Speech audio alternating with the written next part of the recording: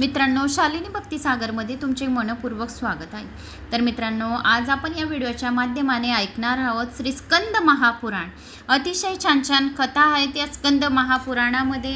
तुमच्या बरेच काही कमेंट्स येत आहेत, धन्यवाद, थँक्स। असाच माझा आत्मविश्वास वाढवण्यासाठी तर कुठून कोणत्या गावाहून अशाच कमेंट्स करत राहा आणि शेअर करायला विसरू नका। स्कंद महापुराण खूप छान आहे, तुम्ही ऐकत आहे, तुमचा चेहरा जर घरातले लोक पण बघत असतील तरी सुद्धा त्यांना अर्धे पुण्य प्राप्त होईल। असे स्कंद महापुराण 10 पुराण शालिनी भक्तिसागरवर हे 10वं पुराण चालू आहे। जर 9 ऐकले नाही पण त्यांनी हे 10वं स्कंद महापुराण ऐकलं तरी 9 पुराणांचा त्यांना पुण्यफळाची प्राप्ती झाली आणि ज्यांनी 10च्या 10 ऐकत आहेत त्यांना कोट्यवधी पुण्यफळाची प्राप्ती झाली आहे, असे या स्कंद महापुराणात सांगितले आहे। तर कोणी चॅनलला नवीन आलं असेल तर लाल बटनवर सबस्क्राईब करा, ऑलवर क्लिक करा, जास्तीत जास्त जणांना शेअर करा। कुठून कोणत्या गावात तुम्ही माझा हा व्हिडिओ ऐकत आहोत आपल्या गावाची कमेंट्स नक्की करा। शालिनी भक्तिसागर कथा हे माझं सेकंड चॅनल आहे, त्या चॅनलला बी नक्की भेट द्यावी। श्री गणेशाय नमो नमः। वक्रतुंड महाकाय सूर्यकोटी समप्रभ निर्विघ्नं कुरु मे देव सर्व कार्यशु सर्वदा। सोमेश्वर ज्योतिर्लिंगाची कथा आणि रामेश्वर लिंगाचा महिमा। व्यासांनी सनत कुमारांना सोमवती तीर्थ आणि सोमेश्वर लिंग कसे प्रकटले असे विचारले, तेव्हा सनत कुमार त्यांची कथा सांगू लागले। पूर्वी अत्री नावाचे ऋषी होते, त्यांचा मुलगा म्हणजे सोम होय।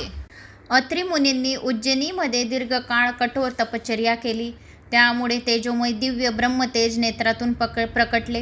हे दिव्य तेज सर्व दिशांना तसेच ऊर्ध्व लोकापर्यंत पोहोचले। नंतर हे तेज पृथ्वीवर पडले, त्यातून शीतल किरणांचा सोम म्हणजे सर्व जगाला प्रिय असा चंद्र प्रकट झाला। त्या तेजापासून सोमा नावाची नदी उत्पन्न झाली, ती नदी शिप्रा नदीला मिळाली। तेव्हापासून तेथील तीर्थ सोमवती शिप्रा नावाने प्रसिद्ध झाले। यांच्या दर्शनाने सर्व पापांचा नाश होतो।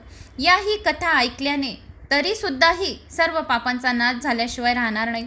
सोमवती अमावस्येला जर या नदीमध्ये स्नान केले, जप केले, दानधर्म केले, होम वगैरे केले तर सर्व पुण्य करतं अक्षय पुण्याची प्राप्ती होते।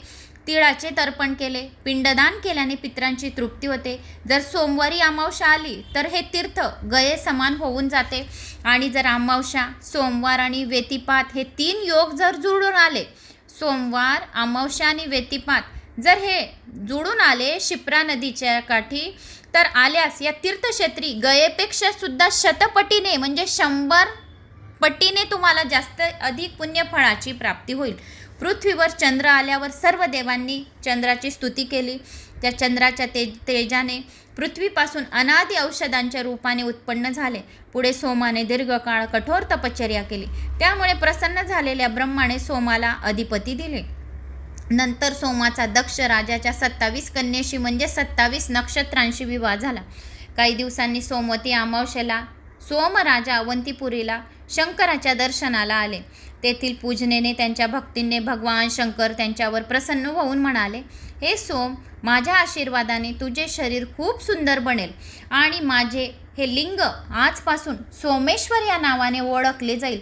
जो कोणी सोमेश्वर लिंगाची कथा ऐकेल त्याच्या सर्व पापांचा नाश होईल आणि त्याला गये तीर्थाच्या शतपट अधिक पुण्यफळाची प्राप्ती होईल। येथील भाविकांना मुक्तीसुद्धा मिळेल। जो ही कथा ऐकेल त्याच्या पितरांना मुक्ती मिळेल। आज श्रावण महिन्यात दररोज सोमेश्वराच्या दर्शनाने सौराष्ट्रातील सोमनाथांच्या पूजेचे फळ मिळेल। आता रामेश्वर शिवलिंगाची कथा ऐकूया। तर 12 ज्योतिर्लिंगांमधून जो कोणी ही कथा ऐकेल, श्रवण करेल, त्याला सोमनाथ ज्योतिर्लिंगांचे यात्रा केल्याचे फळ मिळेल। रामेश्वर शिवलिंगाची कथा ऐकूया।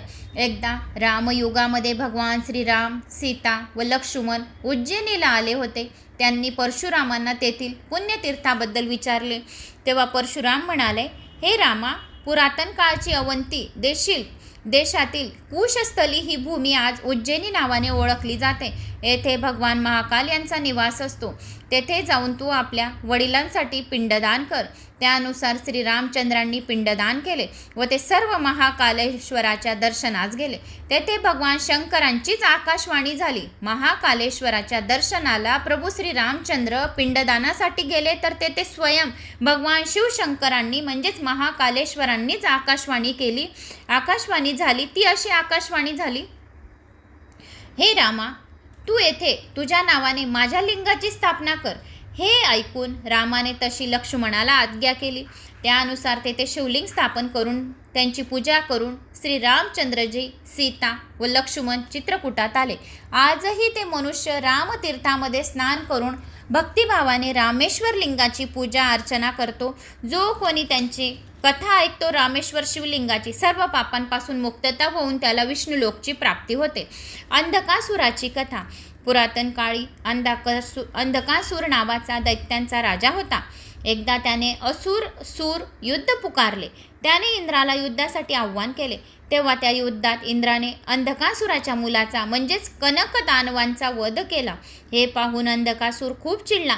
संतापाने तो थरथरू लागला. हे पाहून इंद्र आपल्या रक्षणासाठी भगवान शंकराजवळ कैलासावर आले. त्याने सर्व कथा शंकरांना सांगितली व शंकराकडे अभय मागितले. ते ऐकून शंकरांनी अंधकासुराला मारण्यासाठी रौद्र रूप धारण केले. कैलास पर्वतावरून ते एकाच पावलात पृथ्वीवर आले. त्यांनी जेथे पाय ठेवला तेथे कुंड निर्माण झाले. ते कुंड शिवपत कुंड नावाने प्रसिद्ध झाले. ज्या ठिकाणी महादेवाच्या पायाची बोटे कोटी टेकली गेली होती तेथे कोटी तीर्थ निर्माण होऊन गेले. अत्यंत रौद्र रूप महाकालमय रूप धारण करून शंकरांच्या त्या ठिकाणी आगमन झाल्याने तेथे त्या तीर्थक्षेत्राला महाकाल या नावाने प्रख्यात करून झाले. अंधकासुरासमोर भगवान शंकर त्रिशूल घेऊन उभे राहिले. त्या दोघांमध्ये युद्ध जुंपले.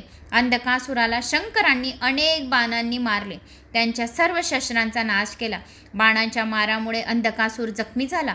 त्याचे सर्व सैन्य मारले गेले. हे पाहून अंधकासूर अदृश्य होऊन उत्तरेकडे गेला. भगवान शंकरही त्याच्या मागे गेले. भगवान शंकरांनी आपल्या तेजाने अंधार दूर केला व अंधकासुराचा पाठलाग केला. तेव्हापासून शंकराचे नाव नरदीप असे देवांनी ठेवले. भगवान शंकरांनी अंधकासुराला आपले त्रिशूल मारून जखमी केले. तेव्हा देवांना आनंद झाला. विष्णूंनी त्यावेळी मोठ्या प्रमाणात शंखनाद केला. त्या ठिकाणी शंखोद्वारण नावाचे तीर्थ प्रसिद्ध झाले. येथे विष्णूचे वास्तव्य असते असे मानतात. जेव्हा शंकराच्या त्रिशूलाने अंधकासूर जखमी झाला तेव्हा तेथे ओंकारेश्वर लिंग प्रकट झाले. तो त्रिशूल पाताळ गंगेमध्ये गेला. तेव्हा अंधकासुराच्या रक्तातून हजारो दैत्य तयार झाले. तेव्हा शंकरांनी मोठ्या प्रमाणात सिंहनाद केला. त्यामुळे ते सर्व दैत्य बेशुद्ध झाले. महादेवांनी ज्या ठिकाणी सिंहनाद केला तेथे सर्व पापांना नष्ट करणारे सिंहेश्वर लिंग प्रकट झाले. शंकरासमोर आपले काहीच चालणार नाही हे ओळखून अंधकासूर शंकरांना शरण गेले. त्यांची स्तुती करू लागले व तो म्हणाला, हे प्रभू, मला पश्चाताप झालेला आहे. माझा अहंकार दूर झाला आहे. मी आपल्याला शरण आलो आहे. तेव्हा मला अभय द्यावे. तेव्हा प्रसन्न झालेल्या शंकरांनी त्याला वर मागण्यास सांगितले. तेव्हा अंधकासूर म्हणाला, मला गणपती पद द्यावे. त्यावर शिव म्हणाले, तू आता माझा गणाध्यक्ष होईल. तू सर्व सिद्धी प्राप्त करून घेशील. मग कैलास पर्वतावर गेले. सर्व देवतांना आनंद झाला. सनत कुमार सांगतात की परम पवित्र उज्जैनीला प्रथम कल्पात स्वर्गशृंगा, दुसऱ्यात कुशरथली, तिसऱ्यात अवंतिका, चौथ्यात अमरावती, पाचव्यात चूडामणी, सहाव्यात पद्मावती, सातव्यात कल्पांत उज्जैनी असे नाव आहे.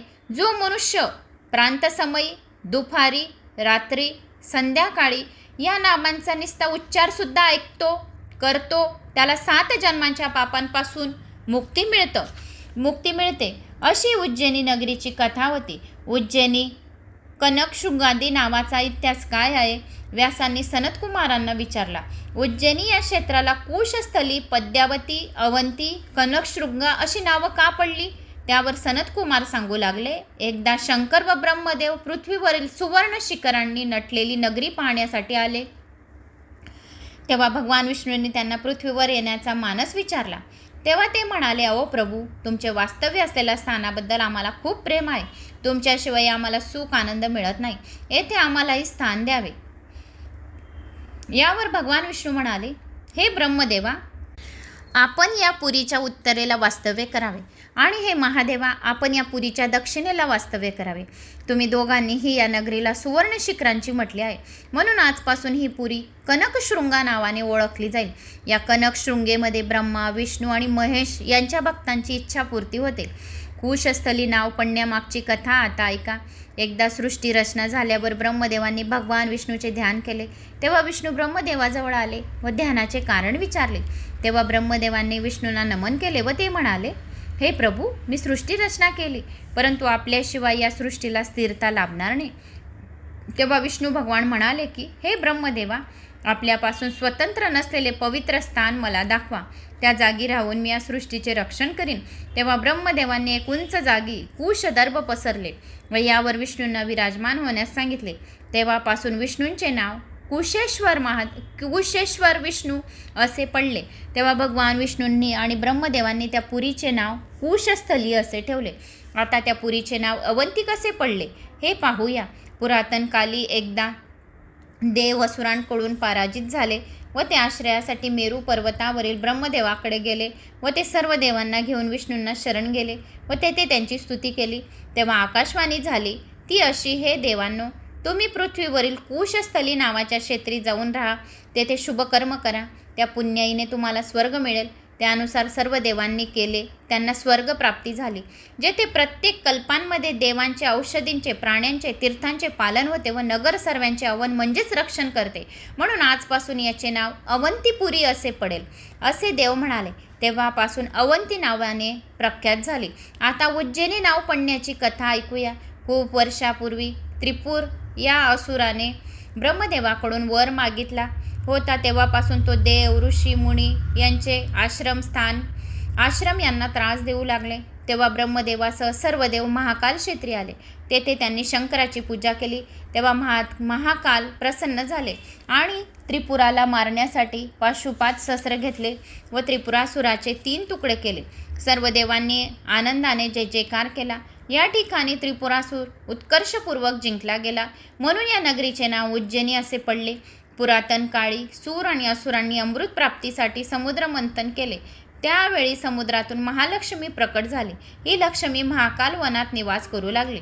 त्याप्रमाणे समुद्र मंथनातून कौस्तुभ वगैरे रत्ने निघाली. ती सर्व रत्न घेऊन सूर व असुर माहेश्वर वनात आले. तेथे अमृत कोण पिणार यावर सूर असुरांमध्ये भांडण सुरू झाले. तेव्हा भगवान विष्णूंनी मोहिनीचे रूप घेतले व आपल्या कौशल्याने देवांना अमृत व असुरांना मदिरा दिली. देवांनी सर्व रत्न महाकाल वनात वाटून घेतली. तेव्हा ब्रह्मा, विष्णू इत्यादी देव म्हणाले, या उज्जैनीत येऊन आम्हाला रत्न मिळाले. त्याचप्रमाणे येथे देवी पद्या म्हणजेच लक्ष्मीचा सदैव निवास राहतो. जो कोणी महाकालेश्वराला जाऊन महालक्ष्मीचे आराधना करेल त्याच्यावर महालक्ष्मी प्रसन्न होईल. म्हणून आजपासून ही पुरी पद्यावती नावाने प्रसिद्ध होईल. याच्या महाकालेश्वराच्या दर्शनाने, महाकालेश्वराच्या तीर्थाने त्या व्यक्तीला कधीच लक्ष्मीची कमी पडणार नाही. त्याच्या घरात धनधान्याची भरभराट भरलेली राहील. याच पुरीत देवांनी अमृत प्राशन केले होते, म्हणून त्यामुळे ते अमर असे नाव प्राप्त झाले. म्हणून उज्जैनीला अमर असे एक नाव सुद्धा प्राप्त होईल. म्हणून उज्जैन नगरीचे महाकाल असे नामस्मरण बी केले तर त्या व्यक्तीला दीर्घ आयुष्याची प्राप्ती होईल, अखंड सौभाग्याची प्राप्ती होईल. मुलाबाळांना दीर्घ आयुष्य, धनसंपदा भरपूर प्रमाणात मिळेल आणि महालक्ष्मीचा त्यांच्यावर आशीर्वाद राहील. ब्रह्मांडमधील सर्व दिव्य वस्तू या महाकाल वनामध्ये आहेत. येथे अमराचे वास्तव्य असल्यामुळे या पुरीला अमरावती नगरी असे सुद्धा नाव पडले आहे. एकदा देवी पार्वतीने शंकरांना आपल्या राहण्यासाठी व कामनापूर्तीसाठी एक पुरी निर्माण करण्यास सांगितले. तेव्हा शंकरांनी सर्वांना प्रिय अशी सुंदर, खूप विशाल, विस्तृत, पवित्र, पुण्यपुरुषाचे आश्रय असलेली नगरी निर्माण केली. म्हणून या नगरीला विशाला असे सुद्धा म्हणतात. आता शिप्रा नदीचा महिमा ऐकूया. सनत कुमार आता शिप्रा नदीचे महात्म्य सांगू लागले. शिप्रा असे सुद्धा नामस्मरण केले. अंघोळीच्या वेळेस या दिवसभरातून शिप्रा असे सुद्धा बोलले तरी पण शिप्रा नदीमध्ये स्नान केल्याचे पुण्यफळाची प्राप्ती होते. पृथ्वीवर अत्यंत पवित्र अशी शिप्रा नदी आहे. ही नदी वाराहच्या हृदयातून निर्माण झाली आहे. तिला वैकुंठात शिप्रा, देवलोकात ज्वरघणी, यमद्वारीमध्ये पापनाशिनी असे म्हणतात. पाताळात अमृत संभवा आणि वराह कल्पात विष्णुदेहा या नावांनी शिप्रा नदी ओळखली जाते. पूर्वी बाणासूर अनिरुद्धाकडून अपमानित झाला. त्याने कृष्णाशी युद्ध सुरू केले. युद्धात आपला पराजय झाला. हे पाहून बाणासूर शंकरांना शरण आला. तेव्हा शंकर आणि श्रीकृष्ण यांच्यात युद्ध सुरू झाले. यावेळी श्रीकृष्णाने वैष्णवजर तर शंकरांनी माहेश्वर ज्वर प्रकट केला. या दोन्ही ज्वरांच्या मध्ये भयंकर युद्ध झाले. शेवटी माहेश्वर जर युद्धातून पळून गेला, परंतु त्याला कुठेच शांती मिळेना. तेव्हा त्याने शिप्रा नदीमध्ये उडी मारली. तो शांत झाला. हे पाहून वैष्णवजराने शिप्रा नदीत उडी मारली त्यांचाही ज्वर शांत झाला. तेव्हापासून या नदीचे नाव ज्वारघणी असे पडले. आजही या नदीत स्नान करणाऱ्याला, या ही कथा अध्याय ऐकणाऱ्याला ज्वराची पीडा होत नाही, मनुष्याला कुठलाही त्रास होत नाही आणि क्षिप्रा नदीमध्ये स्नान केल्याचे पुण्यफळाची प्राप्ती होते आणि 7 जन्मांचे पापांची नाहीशी होते. या नदीचे नाव अमृतसंभवा का पडले ते ऐकूया. एकदा शंकर नागलोकातील भोगवतीपुरीत भिक्षा मागण्यास आले होते, परंतु तेथे त्यांना भिक्षा मिळाली नाही. तेव्हा संतप्त झालेल्या शंकरांनी तेथील नागाच्या रक्षणासाठी ठेवलेली 21 अमृतांची कुंडे पिऊन टाकली. हे पाहून सर्व नाग विष्णूंना शरण गेले.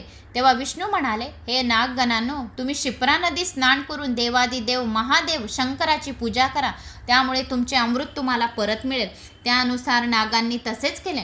तेव्हा प्रसन्न झालेले महादेव त्यांना म्हणाले की तुम्ही या क्षिप्रा नदीत येऊन स्नान केले, या नदीचा प्रवाह मोठा झाला. तुम्ही या नदीचे पाणी घेऊन जावा आणि अमृत कुंडात घाला. क्षिप्रा नदीच्या प्रभावाने ते अमृत कुंडे बनतील. शंकराच्या आज्ञेप्रमाणे नागांनी तसेच केले. तेव्हापासून नागलोकात ही नदी अमृत धबवा नावाने ओळखली जाऊ लागली. या क्षिप्रा नदीच्या फक्त तटदर्शनाने देखील, या अध्यायाच्या कथनाने देखील मुक्ती मिळते. हिचे जल आनंदमय आहे. या नदीत स्नान करणारे, या ही कथा वाचणारे ऐकणारे अतिशय पुण्यकर्म केल्यास त्यांना पापमुक्ती होईल आणि त्या मनुष्यापासून आपत्ती दूर राहील, सर्व संकटांचा नाश होईल. जो ही कथा ऐकेल त्याच्यावर कुठलीही आपत्ती येणार नाही आणि सर्व संकटांपासून मुक्ती मिळेल आणि त्यांचे महाकालेश्वर संरक्षण करतील. अशी ही क्षिप्रा नदीचा महिमा होता.